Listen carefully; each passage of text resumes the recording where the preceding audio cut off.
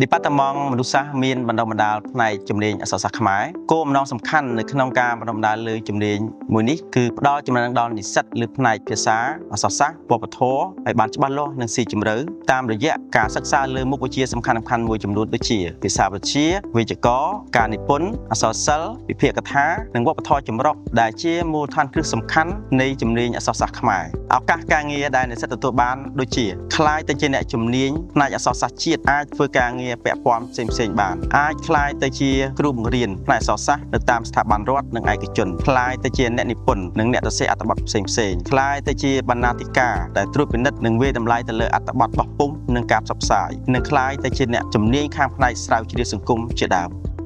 ជំរាបសួរខ្ញុំបាទឈ្មោះចាន់សុផាន់ជាគ្រូបង្រៀនអក្សរសាស្ត្រខ្មែរដែលបង្រៀនទៅលើមុខវិជ្ជាវប្បធម៌ប្រជាជាតិអាស៊ីអាគ្នេយ៍ទៅលើនិស្សិតឆ្នាំទី3ចំនួនទី19នៃសាកលវិទ្យាល័យជាតិបាត់ដំបងការបង្រៀនមុខវិជ្ជាវប្បធម៌ប្រជាជាតិអាស៊ីអាគ្នេយ៍នេះគឺមានវិធីសាស្ត្រសំខាន់ណាស់ដែលយើងជ្រើសរើសវិធីសាស្ត្រមួយក្នុងចំណោមវិធីសាស្ត្រជាច្រើនគឺវិធីសាស្ត្របង្រៀននិងរៀននិងការវាយតម្លៃតាមបែបអប់រំដោយផ្អែកលើលទ្ធផលការសិក្សាការរៀនមុខវិជ្ជាវប្បធម៌ប្រជាជាតិអាស៊ីអាគ្នេយ៍នេះមានសារៈសំខាន់ណាស់ចំពោះនិស្សិតអក្សរសាស្ត្រខ្មែរដែលវាជួយឲ្យនិស្សិតអក្សរសាស្ត្រខ្មែរសិក្សាបន្ថែមពីវប្បធម៌ក្នុងតំបន់ឲ្យស្គាល់ពីលក្ខណៈដោយឡែកពីគ្នានៃវប្បធម៌ក្នុងតំបន់ដើម្បីចូលរួមចំណែកនឹងលើកស្ទួយវប្បធម៌កម្ពុជាឲ្យមានលក្ខណៈល្អប្រសើរនិងគង់វង្សជាដរាប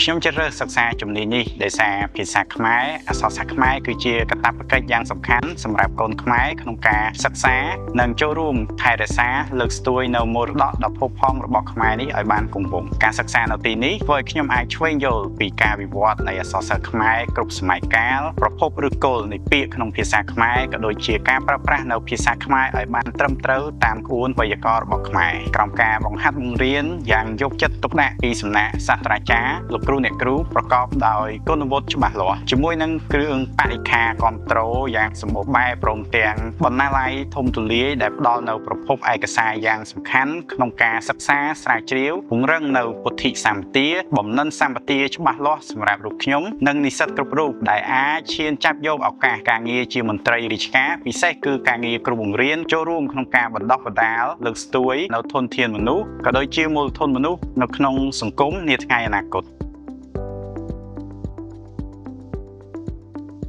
ជំនាញភាសាអប់រំជាជំនាញដ៏សំខាន់មួយក្នុងការបណ្ដុះបណ្ដាលនៅសាកលវិទ្យាល័យជាតិបាត់ដំបងបាទជំនាញនេះបានផ្ដោតសំខាន់ទៅលើការបណ្ដុះបណ្ដាលដល់និស្សិតកម្រិតបរិញ្ញាបត្រកម្រិតបរិញ្ញាបត្រជាន់ខ្ពស់នៅថ្នាក់បណ្ឌិតបាទជំនាញនេះបានបណ្ដុះបណ្ដាលនិស្សិតឲ្យមានជំនាញចំណេះដឹងបំណិនលើវិស័យអប់រំឲ្យស្របតាមការអភិវឌ្ឍលើវិស័យអប់រំគឺការអប់រំពេញមួយជីវិតបាទដែលបាត់ដំបងអប់រំបានកំណត់បេសកកម្មសំខាន់ៗ3គឺទី1កម្មវិធីបណ្ដុះបណ្ដាលដល់និស្សិតប្រកបដោយសមត្ថភាពទី2ការសិក្សាស្រាវជ្រាវលើដំណើរការនៃការគ្រប់គ្រងអប់រំទី3ឱកាសការងារល្អលើវិស័យអប់រំនិស្សិតនឹងទទួលបានឱកាសការងារល្អៗដូចខាងក្រោមជាអ្នកដឹកនាំលើវិស័យគ្រប់គ្រងអប់រំដែលមានវិជ្ជាជីវៈទូរទស្សន៍ជាគ្រូបង្រៀនជានាយកសាលាជាអ្នកសិក្សាស្រាវជ្រាវលើការគ្រប់គ្រងអប់រំធ្វើការងារជាអ្នកសម្របសម្រួលលើវិស័យអប់រំទាំងផ្នែកឯកជននិងផ្នែកសាធារណៈអភិវឌ្ឍចំណេះដឹងនិងការគិតបែបស៊ីជម្រៅលើវិស័យការគ្រប់គ្រងអប់រំបាទជាអ្នកស្រាវជ្រាវបាទជាន់ខ្ពស់លើជំនាញការសិក្សាអប់រំលើផ្នែកគោលនយោបាយអប់រំ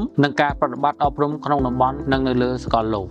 មុខវិជ្ជាគ្រប់គ្រងនៃបណ្ណាល័យគឺជាមុខវិជ្ជាដែលសំខាន់ព្រោះថាលោកគ្រូអ្នកគ្រូនិស្សិតនិងអ្នកស្រាវជ្រាវមិនអាចចោលបណ្ណាល័យបានទេមុខវិជ្ជានេះគឺផ្ដោតទៅលើ3ចំណុចសំខាន់គឺទី1គឺគ្រប់គ្រងទូទៅទី2នីតិវិធីនៃការរៀបចំទុកដាក់សៀវភៅនិង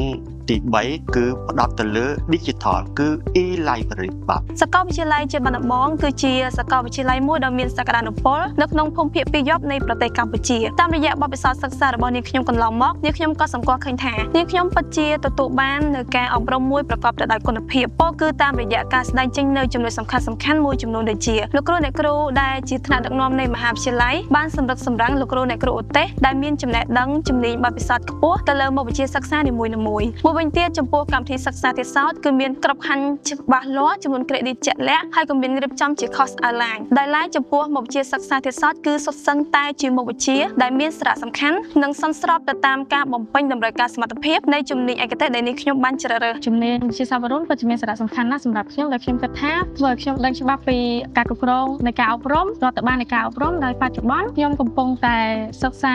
ជំនាញមួយដោយការគ្រប់គ្រងបណ្ណាល័យដោយខ្ញុំគិតថាការសិក្សានិងបណ្ណាល័យគឺកំពុងតែដើរទន្ទឹមគ្នាដោយនិស្សិតត្រូវការចូលបណ្ណាល័យដើម្បីសិក្សាស្រាវជ្រាវបច្ចុប្បន្ននេះខ្ញុំកំពុងតែបំពេញការងារនៅបណ្ណាល័យផ្ទាល់ដើម្បីជួយសម្រួលដល់និស្សិតនៃការអាននិងស្រាវជ្រាវ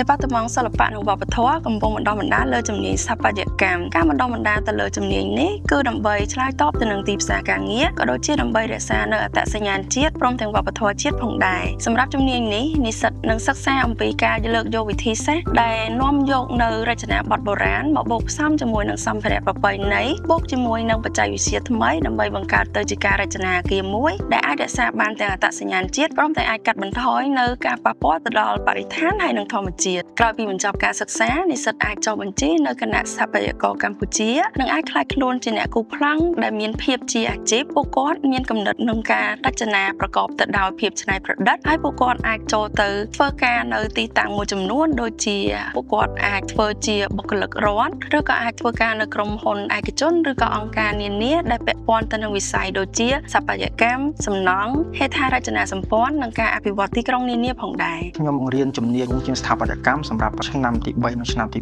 4ជាមុខវិជ្ជាមួយដែលជាមុខវិជ្ជាគោលក្នុងជំនាញស្ថាបត្យកម្មវាជាមុខវិជ្ជាដែលផ្ដល់ឱកាសនិស្សិតក្នុងការអនុវត្តបានច្រើនតាក់ទងនឹងការងារសិក្សាប្លង់សិក្សាគម្រោងប្លង់តាក់ទងជាមួយនឹងវិទ្យាសាស្ត្រក្នុងការបង្រៀនរបស់ខ្ញុំគឺដោតទៅលើ PBL គឺ Project Based Learning ហ្នឹងគឺសំដៅលើការអនុវត្តគម្រោងជាប្រចាំបានន័យថាពីសប្តាហ៍មួយទៅសប្តាហ៍មួយនិស្សិតគាត់មានការអនុវត្តគម្រោងរបស់គាត់យកកិច្ចការយកទៅធ្វើហើយមួយទៀតគាត់នឹងត្រឡប់មកធ្វើការកែដែលយើងថាសាមញ្ញថាឆ្លងជាមួយគ្រូរងរាល់សប្តាហ៍ដើម្បីបង្ហាញពីវឌ្ឍនភាពការងាររបស់ពួកគាត់អញ្ចឹងការសិក្សាគម្រោងរបស់ពួកគាត់ពីសប្តាហ៍មួយទៅសប្តាហ៍មួយមានការវិវត្តប្រសើរឡើងម្ដងទៀតរហូតដល់គាត់ត្រូវធ្វើបទបង្ហាញបញ្ចប់គម្រោងគាត់ ខ្ញុំបាទជានិស្សិតស្ថាបត្យកម្មនៅសាកលវិទ្យាល័យជាតិបាត់ដំបងហើយដែលខ្ញុំជ្រើសរើសរៀនជំនាញស្ថាបត្យកម្មដោយសារតែខ្ញុំចូលចិត្តទៅលើការច្នៃប្រឌិតការរចនានិងការសាងសង់ខ្ញុំយល់ថាតាមរយៈការស្ថាបត្យកម្មអាចឲ្យខ្ញុំបានបង្ហាញនូវគំនិតរបស់ខ្ញុំតាមរយៈការរចនាដែលអាចឆ្លើយតបបានទៅនឹងតម្រូវការផ្សេងៗដូចជានិរន្តរភាពលំហនៃសហគមន៍និងអភិរក្សនៅវប្បធម៌ជាដើមខ្ញុំតែសម័យថាខ្ញុំនឹងក្លាយជាស្ថាបត្យករដ៏ប្រកែករូបនៅតំបន់ភូមិភាគពីរជាពិសេសគឺនៅក្នុងខេត្តបាត់ដំបងតែម្ដងបានជាខ្ញុំជ្រើសរៀនជំនាញនេះនៅសាកលវិទ្យាល័យជាតិបាត់ដំបងពីព្រោះថាអាចកាត់បន្ថយបានទៅលើការចំណាយនៅជិតផ្ទះនិងមានភាពងាយស្រួលសាលាមានទីធ្លាធំទូលាយនិងមានសម្ភារៈបរិក្ខារជាច្រើនដែលមានភាពងាយស្រួលដល់សិស្សានុសិស្សដូចជាមានបន្ទប់រោងជាងស្ថាបត្យកម្មយ៉ាងធំទូលាយនិងមានបន្ទប់ lab ដែលមានកុំព្យូទ័រជាច្រើនសម្រាប់អនុវត្តផ្ទាល់ខ្ញុំសង្ឃឹមថាខ្ញុំអាចចូលរួមជាចំណែកមួយយ៉ាងសំខាន់នៅក្នុងការអភិវឌ្ឍសហគមន៍របស់ខ្ញុំដែលខ្ញុំបានរស់នៅប្រកបដោយនិរន្តរភាពនិងអភិរក្សនៅសម្បត្តិបេតិកភណ្ឌដែលមាននៅក្នុងខេត្តរបស់ខ្ញុំដូចជាក្នុងខេត្តបាត់ដំបងជាដើម